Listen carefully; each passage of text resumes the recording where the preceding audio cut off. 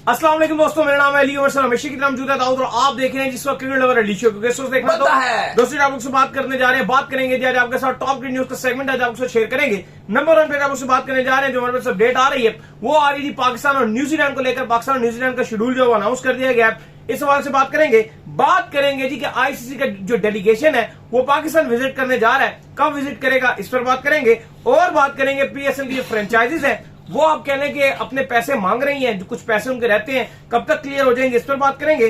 बात करेंगे कि नसीम शाह के जो भाई हैं उन्होंने आज बाबर आजम को आउट क्लास किया हुआ था, बोल्ड शोल्ड भी किया है, इस पर भी बात करेंगे। तो अगर आप हमारे चैनल पर नए पहली बार आए चैनल को सब्सक्राइब करें और साथ ही तो बात का आगाज करते हैं नंबर 1 खबर के साथ। आज आपको पता है कि एक बहुत ही बड़ा दिन है, 10 मुहर्रम का दिन है और इस दिन को जो है आप कह लें कि पूरे इस्लाम में जो याद रखा जाता है। कहा जाता है कि इस्लाम की जो बुनियाद है वो इस दिन के ऊपर जो है रखी गई थी। तो कत्ले हुसैन असल में मरगे यजीद है, इस्लाम जिंदा होता है करबला के बाद। तो जो करबला का वाकया वो हमें यही दर्ज देता है कि अगर आप हक और इंसाफ पे खड़े हैं, फिर चाहे आपके खिलाफ पूरी दुनिया हो जाए या पूरी कौम हो जाए, तो आप जीत आखिर में आपकी होती है। तो जीत आखिर में जो हजरत इमाम हुसैन अलैहिस्सलाम की हुई थी, तो ये एक बहुत आप कह लें कि ऐसा वाकया जो हमें एक मोटिवेशन देता है किसी भी बुराई के खिलाफ लड़ने की, या कहीं पर भी चीज गलत हो रही हो तो उसके खिलाफ अकेले स्टैंड लेने की। नहीं, बिल्कुल। और हजरत इमाम हुसैन की जो कुर्बानियां हैं वो आज भी हमारे लिए मिसाल हैं और हमें ये बताती हैं कि हम भी सच के साथ खड़े रहें और कभी भी झूठ का साथ ना दें, बेशक आपकी जान भी चली है। तो बहुत ज्यादा आप कहो कि हमारे लिए एग्जाम्पल मौजूद है और हमें भी चाहिए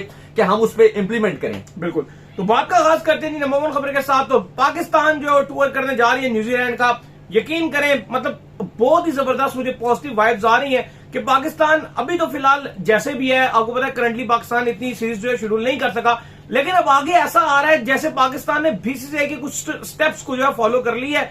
जैसे बीसीसीआई सीरीज से फाइनलाइज करता है, पाकिस्तान ने भी पहले से फाइनलाइज कर ली है। तो पाकिस्तान जा रहा है जी न्यूजीलैंड, जहां पर पाकिस्तान 5 T20 खेलेगा, 3 ODIs खेलेगा। क्या ही बात है यार, मेरी तो हमेशा ख्वाहिश रही है दाऊद साहब के 5 T20 होने चाहिए। नहीं, पाकिस्तान और न्यूजीलैंड की बहुत ही लंबी सीरीज आज न्यूजीलैंड क्रिकेट बोर्ड ने अनाउंस कर दिया। पाकिस्तान 5 T20 और 3 ODIs खेलेगा। और मजे की अगर आपको मैं बात बताऊं तो पाकिस्तान ने पिछले 2 साल में न्यूजीलैंड के साथ 30 इंटरनेशनल मैचेस खेल लिए हैं, जो किसी भी 2 टीमों के दरमियान सबसे ज्यादा ऑल टाइम मैचेस हैं। इनका एनुअल टूर हमने रखा होता है हमेशा। 2 साल में आप 30 मैचेस खेल चुके हो और उसके बाद जो आपका अपकमिंग साल है उसके स्टार्ट में ही आप न्यूजीलैंड के साथ 10 मैच खेल लोगे। 8 तो ये मैच हो गए, 5 ODIs, 5 T20 और 3 ODIs। फिर इसके बाद एक आपको मैच मिलेगा चैंपियंस ट्रॉफी में और एक आपको मैच मिलेगा ट्राई नेशन सीरीज में कम से कम। और अगर पाकिस्तान और न्यूजीलैंड फाइनल में चले गए तो फिर 2 मैच मिल जाएंगे पाकिस्तान न्यूजीलैंड के। तो मिनिमम 10 मैच तो आपको अगले साल के स्टार्ट में मिल जाएंगे। और पिछले 2 सालों में आप न्यूजीलैंड के साथ 30 मैच ऑलरेडी खेल चुके हो, जो किसी भी 2 टीमों ने आपस में नहीं खेले। और देखो शेड्यूल बताएं, आप शेड्यूल बताएं। शेड्यूल की बात की जाए तो पाकिस्तान वर्सेस न्यूजीलैंड का आगाज क्राइस्टचर्च से होगा। 16 मार्च 2025 से पहला T20 होगा। फिर ड्यूंडन में पाकिस्तान न्यूजीलैंड दूसरा T20 मैच 18 तारीख को खेलेंगे। फिर 21 तारीख को ऑकलैंड तीसरा मैच होस्ट करेगा। फिर 23 मार्च को टोरंगा जो है वो चौथा मैच होस्ट करेगा। और फिर वेलिंगटन जो है वो पाकिस्तान न्यूजीलैंड का 5वां मैच 26 मार्च को होस्ट करेगा। इसके बाद नेपियर में पाकिस्तान और न्यूजीलैंड ODI सीरीज का आगाज करेंगे। 29 मार्च को पहला ODI, 2 अप्रैल को दूसरा ODI हैमिल्टन होस्ट करेगा और फिर 5 अप्रैल को ये सीरीज तीसरे ODI के साथ खत्म हो जाएगी, जिसके बाद पाकिस्तान टीम वापस आएगी और फिर यहां पर PSL का आगाज होगा। बिल्कुल, देखिए कितनी पॉजिटिव बात है कि पाकिस्तान नवंबर में भी आप कह लें कि नवंबर से पाकिस्तान का व्हाइट बॉल जो सीरीज है उनका आगाज हो जाएगा। नवंबर में पाकिस्तान खेलेगा, दिसंबर में पाकिस्तान खेलेगा, जनवरी में पाकिस्तान खेलेगा, फरवरी में पाकिस्तान खेलेगा, मार्च में पाकिस्तान खेलेगा, 5 महीने खेलेगा। फिर इससे पहले पाकिस्तान जो है आप कह लें बांग्लादेश से 2 टेस्ट मैच खेलेगा, फिर इंग्लैंड से 3 टेस्ट मैच खेलेगा। तो ये बहुत अच्छी बात है कि पाकिस्तान क्रिकेट होनी चाहिए, लगातार क्रिकेट होगी तो हम अपनी खामियों को भी पकड़ेंगे और अपनी टीम को इंप्रूव करेंगे। खैर, इसके बाद जो आ रही है आईसीसी का जो डेलीगेशन है वो आप कह लें कि पाकिस्तान का टूर जो है वो करने जा रहा है, जो कि पाकिस्तान की चैंपियन ट्रॉफी की जो आप कह लें कि तैयारियां जो फाइनलाइज हो जाएंगी अक्टूबर की मैं बात कर रहा हूं, अक्टूबर नवंबर लेट, तब वो आएंगे और आकर वो जो एक फाइनल तैयारियां जो उसको देखेंगे जी। देखिए, पाकिस्तान का जो दौरा है, जो आईसीसी का डेलीगेशन है, जो आईसीसी के इवेंट्स ऑर्गेनाइज करते हैं, चाहे आप आईसीसी के ऑपरेशंस देख लेते हैं कि जी होटल कहां होंगे, ग्राउंड्स क्या होंगे। 3 दौरे ऑलरेडी हो चुके हैं आईसीसी के, 3 हो चुके हैं और तीनों सक्सेसफुल रहे हैं। और अब जो मेन आप कह लो जो लास्ट मोमेंट पे होगा वो अक्टूबर नवंबर में भी डेट आएगी जिसपे आईसीसी का एक डेलीगेशन पाकिस्तान का दौरा करेगा, फाइनल दौरा होगा। उसके बाद पाकिस्तान को क्लैरिटी मिल जाएगी। ऑलरेडी जो आईसीसी के चीफ क्यूरेटर हैं अटेंसन, वो ऑलरेडी दौरा कर चुके हैं। वो एक बार फिर भी आएंगे पाकिस्तान में, पिचेस का दोबारा मुजाहरा करेंगे, देखेंगे किस तरह से यहाँ पिचेस चल रही हैं, किस तरह से भी आपको पता है ग्राउंड तामीर हो रहे हैं, बाउंड्रीज कितनी होनी चाहिए, जो प्लेइंग कंडीशन है वो सारे अटेंशन जो है वही देखते हैं। तो प्लेइंग कंडीशन हो गई, फिर बाउंड्रीज कितनी रखी जाएंगी, क्योंकि आपको पता है जब हमारे यहाँ सीरीज हो रही होती है T20 और पीएसएल भी, हमने देखा था बहुत ज्यादा यहाँ पर बात की जा रही थी कि बाउंड्रीज बहुत छोटी रख दी गई हैं। तो आईसीसी के हिसाब से वो बताएंगे कि कितनी बाउंड्रीज होनी चाहिए। फिर उसके बाद जो पिच है वो किस तरह की बनाई जाएंगी। तो डिफरेंट चीजें हैं वो हमारे जो लोकल क्यूरेटर्स हैं उनको भी लेसन्स देंगे कुछ, और ऑलरेडी वो दे भी चुके हैं। तो आईसीसी का जो मेन डेलीगेशन है वो अक्टूबर नवंबर में भी आएगा, लेकिन अभी तक जो दौरे रहे हैं वो सक्सेसफुल रहे हैं। और जो उनको मसले थे कि उनको लगता था कि ये चीजें में कमी है, तो वो ऑलरेडी जो हमारे पीसीबी उसको बता चुके हैं। और पाकिस्तान क्रिकेट बोर्ड ने कहा था जी इनके ऊपर हम पूरा इसके ऊपर जो काम कर लेंगे। तो ठीक है, अच्छा काम फिलहाल चल रहा है। वो अलग बात है कि एक मुद्दा आगे भी रहना है कि इंडिया आएगा नहीं आएगा, हाइब्रिड मॉडल होगा नहीं होगा, बाकी टीमें आएंगी, इंडिया नहीं होगा तो फिर क्या होगा, वो मामला अलग हैं। लेकिन एक तरफ से आईसीसी जो पाकिस्तान में चैंपियंस ट्रॉफी है इसकी तरफ से पूरा होपफुल है और तमाम तैयारियां जो है वो रूज पे चल रही हैं। ग्राउंड्स की बात की जाए तो यहाँ पे काम जबरदस्त चल रहा है। अब मीटिंग होनी है आईसीसी की, जिस पर कहा जा रहा है अभी तक तो कि सिर्फ उसके ऊपर जो चैंपियंस ट्रॉफी का जो बजट है उसके ऊपर खाली जो फाइनल बजट है जो पाकिस्तान को अलॉट करना है सिर्फ उसके ऊपर बात होगी। लेकिन अब बीसीसीआई वहां से अपने इंडिया से क्या मौकफ लेकर आ रहा है ये बड़ा इंपॉर्टेंट होगा, क्योंकि पीसीबी की तरफ से एक लोग ये भी एक कहा जा रहा है कि जी एक खबर ये भी चल रही है कि अगर बीसीसीआई ने हाइब्रिड मॉडल की डिमांड की तो पीसीबी पहले तो उनको बोलेगा कि आप हमें रिटर्न में दिखाओ, रिटर्न में लेकर आओ, अपनी गवर्नमेंट से रिटर्न में लिखाओ कि हम आपको इजाजत नहीं दे रहे। क्योंकि ऐसा होता है ना कि बीसीसीआई बस अपनी गवर्नमेंट से बोलता है, उनको लगता है हाँ जी ठीक है जी हम इजाजत नहीं दे रहे, और वो कहते हैं बस ठीक है वो इजाजत नहीं दे रहे। और कभी कभी उनके पास जाते भी नहीं है, बस उन्हें पता होता है जय शाह खुदार अमित शाह उनके अब्बा हैं, उनको पता होता है इजाजत नहीं मिली, वो कह देते हैं जी नहीं हम नहीं जा रहे। वो कह रहे हैं नहीं आप पहले गवर्नमेंट के पास जाओ, पूरा प्रोसीजर फॉलो करो, फिर पीसीबी रिस्पॉन्ड करेगा कि पीसीबी के पास बैकअप प्लान क्या है या बैकअप ऑप्शंस क्या है। तो ये भी अच्छी बात है, एटलीस्ट उनको तंग तो होना चाहिए ना कि आप जाएं पूरा प्रोसेस फॉलो करें, लेटर लिखवा के लाएं गवर्नमेंट से कि जी हम पाकिस्तान खेलने की इजाजत नहीं दे रहे। तो ये भी पीसीबी की तरफ से एक अच्छा इकदाम है। खैर इसके बाद जो अपडेट आ रही है हमारे पास वो आ रही है पीएसएल फ्रेंचाइजीज को लेकर। तो पीएसएल की जो फ्रेंचाइजीज हैं उनको एक शेयर जो है पीसीबी की तरफ से मिलना है, काफी आप कह लेंगे स्ट्रॉन्ग शेयर है, करोड़ों रुपए जो है उनको समझ लें कि आप मिलने हैं, तो वो अभी तक उनको नहीं मिल सके हैं। वजह ये बनी है कि जो पीसीबी के कुछ स्टेक होल्डर्स हैं उन्होंने अभी तक जो है कुछ पेमेंट्स पीसीबी की जो है वो क्लियर नहीं की हैं। तो जैसे ही वो क्लियर करेंगे, एक्सपेक्ट है कि ये तकरीबन मुहर्रम की छुट्टियां खत्म होंगी तो वो मे भी जो है क्लियर कर दें, तो फिर वो जो अमाउंट है वो फ्रेंचाइजीज को दे दी जाएगी। को लगभग फी फ्रेंचाइजीज के हक में जो है वो अमाउंट आ रही है 52 करोड़ रुपीज आ रहे हैं जी। देखें अभी फ्रेंचाइजीज ने पीसीबी को रिमाइंडर भेजा है कि हमारे जो पैसे हैं जो हमारा बकाया जाता है वो आप हमें अदा कीजिए, हमें अभी तक नहीं मिला। और साथ साथ उन्होंने कहा जी कि आप लोगों का पीएसएल पे भी ज्यादा फोकस नहीं है, आप लोग पीएसएल को ज्यादा सीरियस नहीं ले रहे हैं, हमें जो पीएसएल की डेट्स दीजिए। तो मुझे तो समझ ये नहीं आ रहा है, फ्रेंचाइज को पहले खुद देखना चाहिए कि भाई आप सीरियस ले रहे हो। पहली बात यह कि पीसीबी की प्रायोरिटी चैंपियंस ट्रॉफी होनी चाहिए, और अच्छी बात यह कि उनकी है भी। अगर आप देखो आपको पहले पीएसएल आपकी प्रायोरिटी नहीं होगी, पाकिस्तान इतना कितने अरसे के बाद पाकिस्तान को चैंपियंस ट्रॉफी एक आईसीसी इवेंट मिला है। इससे पहले 2011 का इवेंट पाकिस्तान के पास था बांग्लादेश श्रीलंका इंडिया के साथ, लेकिन वो किस तरह से हमारे हाथ से निकल गया था। इससे पहले आपको पता है चैंपियंस ट्रॉफी भी पाकिस्तान के पास आ रही थी, वो जो साउथ अफ्रीका में हुई थी, जो यूनुस खान की कप्तानी में हम खेले थे 2008 में, वो भी पहले इनिशियली पाकिस्तान के पास थी, फिर वो भी पाकिस्तान से निकल गई, साउथ अफ्रीका के पास चली गई थी। तो पाकिस्तान के पास तो कोई आईसीसी इवेंट होस्ट ही नहीं किया। पीएसएल तो अपनी खेती है, जब कराना करा लो, वो कौन सा मसला है, मेन तो चैंपियंस ट्रॉफी है। तो अच्छी बात यह है कि पीसीबी को भी यह बात पता है, और पीसीबी को भी सही इल्म में बात यह कि हमारी प्रायोरिटी और हमारा फोकस चैंपियंस ट्रॉफी पे होना चाहिए।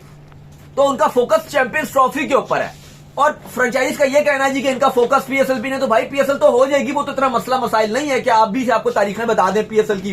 पहले इंपॉर्टेंट यह है कि जो चैंपियंस ट्रॉफी का शेड्यूल पीसीबी ने भिजवाया हुआ है आईसीसी को, बाकी बोर्ड्स को, वो अप्रूव होना चाहिए। या चैंपियंस ट्रॉफी के मामलात हैं, ग्राउंड तैयार हो रहे हैं, बहुत सारे मामलात है। अभी आईसीसी की मीटिंग है जिसमें बहुत सारी चीजें डिस्कस हो रही है, क्रिकेट ओलंपिक में आ रहा है और पीसीबी की बहुत सारी उसमें चीजें हैं, रेवेन्यू मॉडल भी डिस्कस हो सकता है, पीसीबी ने अपना बजट एलोकेट करवाना है चैंपियंस ट्रॉफी में। तो बहुत सारे मामलात हैं, बहुत सारी आप कह लो कि ऐसी चीजें हैं जो पीएसएल से बहुत ऊपर है। लीग हो जाएगा भाई, फ्रेंचाइज पहले खुद तो काम कर लो। आप पीसीबी को बोल रहे हो, आप उन बेचारों ने तो पीसी वालों ने भी सारी जो आपकी चैंपियन ट्रॉफी है वो मैनेज करनी है नहीं, उन्होंने। आप कम से कम खुद से बांग्लादेश, अगर आप देखो बांग्लादेश जो है बीपीएल, उसमें फ्रेंचाइजीज बड़े बड़े नाम जो उनकी फ्रेंचाइजीज है वो खुद लेकर आती है। लास्ट टाइम भी ये आपको याद एक है, भी प्लेयर कभी लेकर नहीं आए। पीसीबी से हमारी बात हुई थी, उन्होंने कितना जबरदस्त होमवर्क किया था। फ्रेंचाइज का जो होमवर्क है, जो इन्होंने अपने डाटा एनालिस्ट रखे हुए हैं जिनको इतनी इतनी सैलरी देते हैं, उन्होंने नहीं किया था। पीसीबी ने होमवर्क सारा ये किया हुआ था कि ये नाम players हैं, आईपीएल में नहीं होंगे, ये नाम ये available फ्री हैं। होंगे। हाँ, उन्होंने पहले से सारा होमवर्क करके रखा है और वो ये फ्रेंचाइजीज को और देंगे। भाई इन्होंने तो नकम्मे लोग रखे हैं। पीसीबी तो ये भी तक चाहता है, यहां भी चाहता है, जो पीएसएल की मैनेजमेंट है जो वो ये यहां तक भी चाहती है कि हम ऑक्शन में लेकर आए, इसको ऑक्शन की तरफ मूव ऑन करें। लेकिन फ्रेंचाइजीज नहीं चाहती, क्योंकि उनको पता है अगर ऑक्शन में गए तो पैसे ज्यादा लगेंगे, उनकी जेब से ज्यादा पैसे जाएंगे। लेकिन पीएसएल का जो ब्रांड है उसको अगर कोई बचाने की कोशिश कर रहा है तो पीसीबी इस टाइम बचा रहा है, और जो डुबाने की कोशिश कर रहा है वो ये फ्रेंचाइजीज हैं जो डुबाने की कोशिश। बहरहाल फ्रेंचाइजीज का मानना यह है कि हमें जो है वो आप डेट्स बता दीजिए, हमें जल्दी से जल्दी इस टाइम डेट्स बताइए कि क्या तारीखें होंगी। भाई पहले जो आपका चैंपियंस ट्रॉफी पहले उसका फाइनलाइज चीजें हो जाए तो पीएसएल तो हो जाएगी। टॉप प्रायोरिटी नहीं है। बिल्कुल, और होना भी नहीं चाहिए। पहले चैंपियंस ट्रॉफी होनी चाहिए, पाकिस्तानी फैंस की भी वही प्रायोरिटी है, और उसके बाद आप सेकंड प्रायोरिटी में अगर आप जाते हो तो आप बिल्कुल आप उसके बाद फिर पीएसएल पाकिस्तान का अपना ब्रांड और वो उसके हिसाब से चलेगा सिस्टम। तो खैर फ्रेंचाइजीज एक तो उनकी क्योंकि अच्छा पीसीबी को जो अभी डिफरेंट स्टेक होल्डर से पैसे आने हैं वो 3 बिलियन है, यानी कि तकरीबन 300 करोड़ जो पीसीबी को वसूल होना है। तो पीसीबी कह रहा है कि उसके बाद हम आपको वो होपफुल है कि वो जल्दी वो भी हमारी क्लियर हो जाएगा। जो डिफरेंट ब्रांड्स पर आप जुड़े हुए थे स्टेक होल्डर से, अभी तक उन्होंने नहीं दिए पैसे, वो दे देंगे तो फिर इनको भी जो है वो इनकी क्लियरिटी जो इनके जो बिल्स है वो क्लियर हो जाएंगे। खैर इसके बाद जो अपडेट आ रही है वो ये आ रही है कि जो आप कह लें कि नसीम शाह के जो भाई हैं वो बड़ी जबरदस्त किस्म की जो बॉलिंग कर रहे थे बाबर आजम को नेट्स में। उन्होंने एक आधी बार बाबर आजम को बोल्ड भी किया नेट्स में, तंग करके रखा। और हम ये देख रहे हैं कि जब से वर्ल्ड कप के बाद ये आए हैं प्लेयर्स नेटों में जा रहे हैं, तो जो क्लब के बॉलर्स हैं, ये जो आप कह लें कि अंडर 19 के जो बॉलर्स हैं, यही तंग कर रहे हैं जी इनको बड़ा। नहीं, ये तो है कि सारे ही, चाहे रिजवान भी देख लो, पहले जो क्लब बॉलर्स उनसे तंग हो रहे थे, इफ्तिखार से नहीं खेले जा रहा था।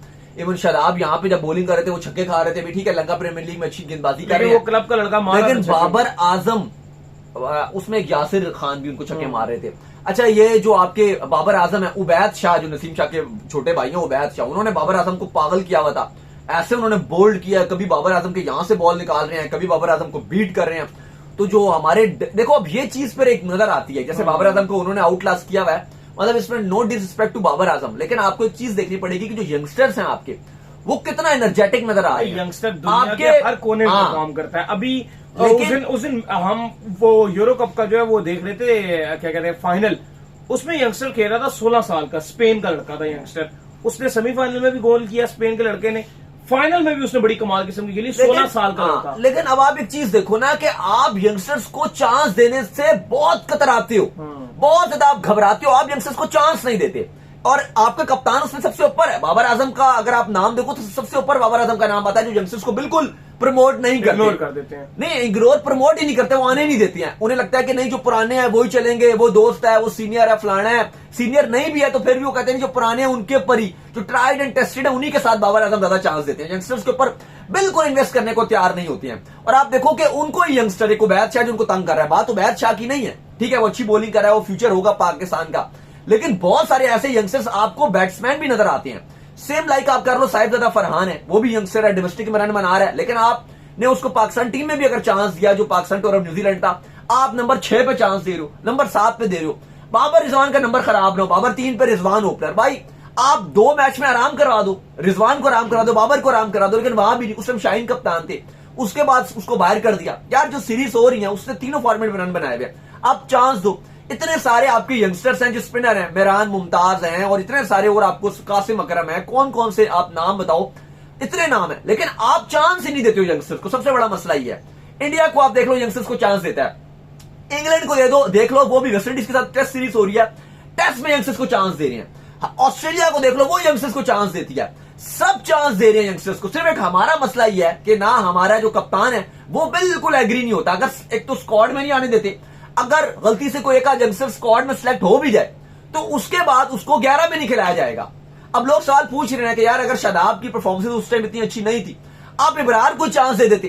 पूरे वर्ल्ड कप में आपने इंग्लैंड टूर में, पूरी आयरलैंड की सीरीज में, जो आपका पूरा कंप्लीट स्क्वाड थे ना, आयरलैंड आपका, आयरलैंड का था, आपका इंग्लैंड का था, आपका वर्ल्ड कप था, मुझे आप बताओ कितने मैच खिलाए इब्रार को? कहाँ आपने मैच खेला? एक कोई भी नहीं खिलाया। एक भी नहीं खेला। एक भी नहीं खिलाया, तो यहां से आपको मेंटालिटी इनकी पता चलती है। चले, उम्मीद करते हैं हमारे शो आपको आएगा पसंद। वीडियो को लाइक कीजिए, हमारे चैनल को सब्सक्राइब कीजिए, सामने के बेल आइकन को जाइए और एक और काम कर लीजिए, वो ये कर लीजिए कि आप इंस्टाग्राम के ऊपर जाइए, इनको फॉलो कीजिए। इंस्टाग्राम पे मुझे फॉलो कर लीजिए, वहां पे मैं मौजूद हूं, दाऊद क्रिकेट के नेम से। अगर आपको कोई सवाल हो तो भेजिएगा और उनको भी फॉलो कीजिए। मैं मौजूद क्रिकेट लवर ऑफिशियल के नाम से, लिंक डिस्क्रिप्शन में मौजूद है, जाइए फॉलो कीजिए। Next video. अल्लाह हाफिज, बाय बाय।